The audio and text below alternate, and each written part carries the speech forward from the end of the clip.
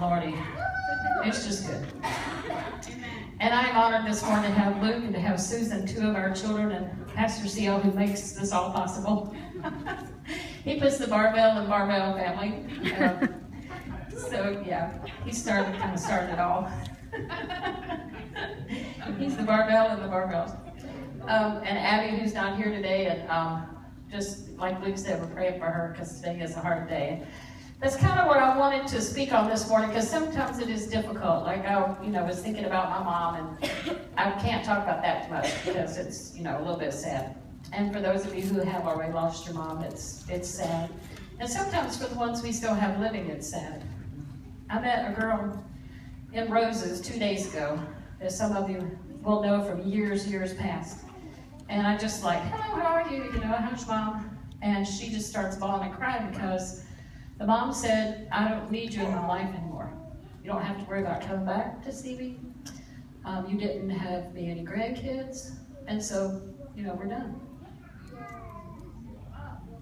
Just think on that for 1 minute. She's in Roses crying, and I'm in Roses crying. And, how do you get past that? How do you get past that? Go home and don't worry about coming back. Here's the car, take it, So I'm going to talk about a little something different. That's too sad. And a lot of times also we hear about the Proverbs 31 lady, right? She's the lady that can do everything.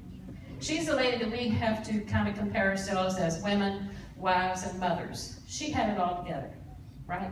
She was a woman's woman. She would get up before dawn, make food and clothes for her servants, and color purple and can, and do all those things. That we should strive to be like that. We should strive to be like her. And so I thought, well, I think I've fallen a little bit short of that in some areas. And so I really don't think I want to be compared to her. So I found 3 other ladies in the Bible. The first one I came up with was Eve. She was the beginning of it all.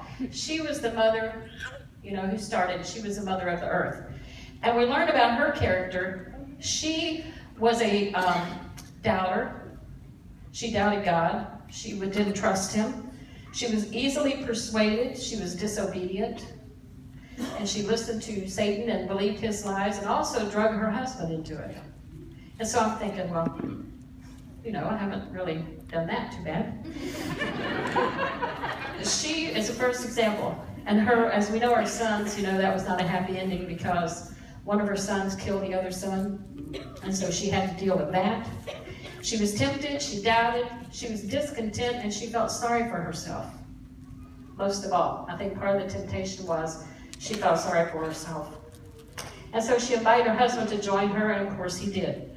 But here's the thing we learned that Eve did correctly.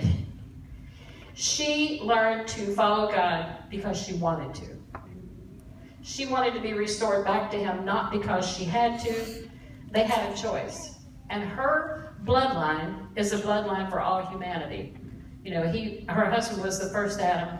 Jesus was the second Adam. So all humanity springs forth from Eve. So there was something in her life that she was able to reconcile back with God. He saw favor on her, and there was a bloodline produced from her that wound up being us. So she did some things that were not really correct, but she followed God, and she followed him because she wanted to, and not because she had to. The next one is Sarah, and a lot of you know her story. It's in Genesis. She could not have children. She was barren, and she prayed, and nothing happened. She got impatient. She couldn't wait. Her big thing was, I can't wait. I can't wait for God to do this. I've got to do something. And so she decided to do something on her own. And so she gave her handmaid, which I did read was a custom of that day. It was okay. You could, if you were barren, you could have your handmaid give your husband an heir, a child. So we look at it now like, oh no, she didn't, but she did. She allowed her husband to, bring forth a child from another source so that he would have an heir to all his properties and riches. Well, that didn't turn out so well.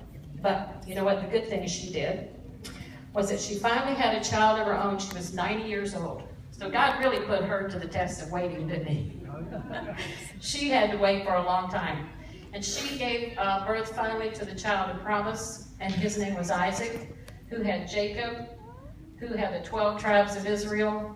And as we know, then that produced heirs in Israel and led down to our King of Kings from the tribe of Judah.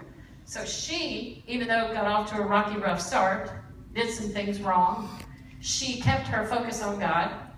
He restored her and brought forth a line that, winds up being the line of Jesus, our Savior. And so that was her little life there. And it proves to us that God is never limited by what usually happens. Waiting may be God's precise plan for us. Genesis 21:1. The Lord was gracious to Sarah, as he said, and the Lord did for Sarah what he had promised. So eventually, it turned around and led her back to the promise. She didn't leave God. A lot of people make the mistake of, I've failed, I've been wrong, I've done things wrong, I have failed God, so therefore, I've got to leave him and never be part of him again. But these women didn't. They failed, they did things wrong, they did things that weren't pleasing to the Lord, but they didn't leave him. They turned around and were reconciled back to him. And the last one is Rahab. And as many of you know, Rahab was a harlot and a prostitute. And we don't look very favorably on those things in this day and time. Not in the church. She was making a living that way. And I guess it was part of the custom of that day. If you didn't have a husband or a provider, you had to make a living. And so evidently that was her only choice, to earn money for her family. And she took care of her family. They all lived with her. And she somehow met 2 spies from Israel after they had come into the promised land. And she hid them and protected them and put a red cord. The story is told, I think, in Genesis. I'm not the theologian. I think it's still in Genesis. She put a cord, or Joshua, one of those. Look it up. Anyway, she put a cord out the window so that they would know what house to save, because they told her, if you help us, we'll protect you. And so they did. She put a red cord out her window. And then when the Israelites came and took over the city and destroyed Jericho, she and her family were saved. And the important part about her, it says, as a woman of God, you never know what God has in store for your life.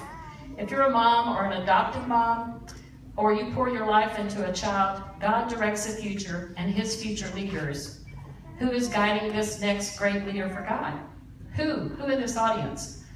Who are we helping today that's going to be the next great leader? The next great worker for God? We don't know. Rahab didn't know at the time. She just was willing to help. She believed their story. She felt something for them. She willingly helped them.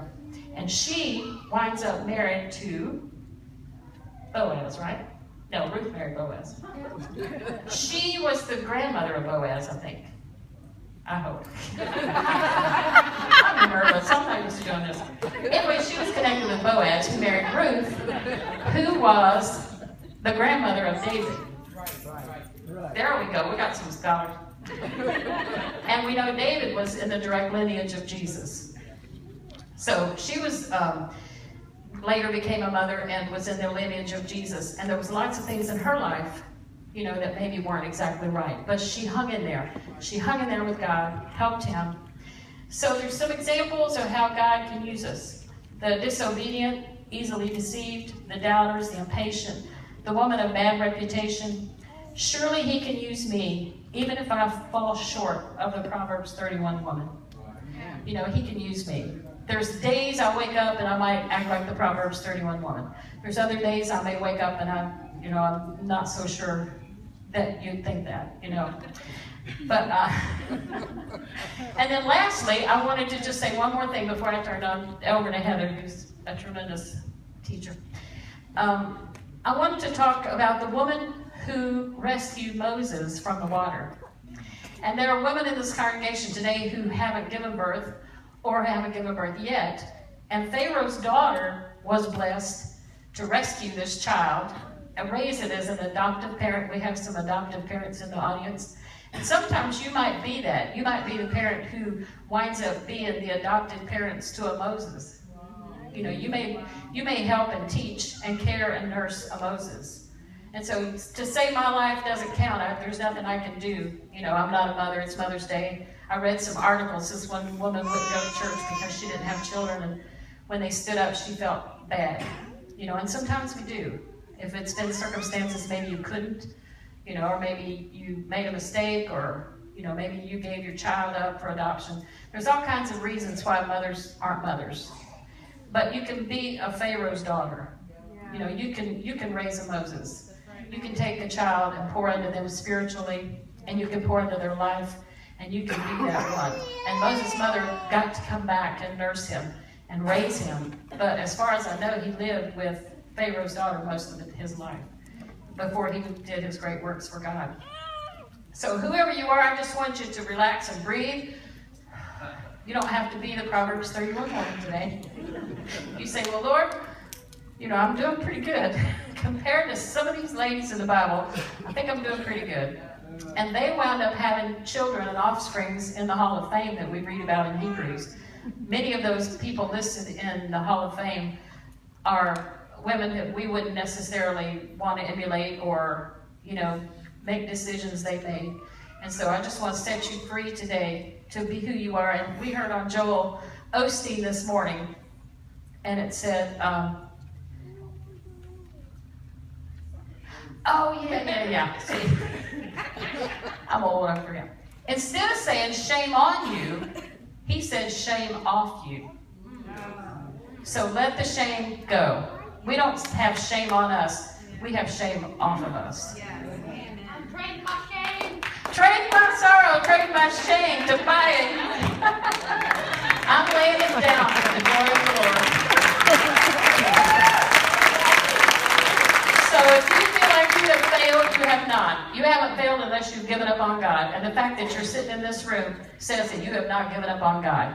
And many of you have unbelievable children in your families. No matter how you did or how you brought them up, they're awesome. And you young girls, your kids are going to be awesome. If you keep hanging in there and staying with God, you're going to be standing here one day my age and have grandchildren, and they're going to be awesome. Just don't give up and go away. Stick tight. Stick close. And I'm so proud this morning to announce my beautiful daughter in love, Heather.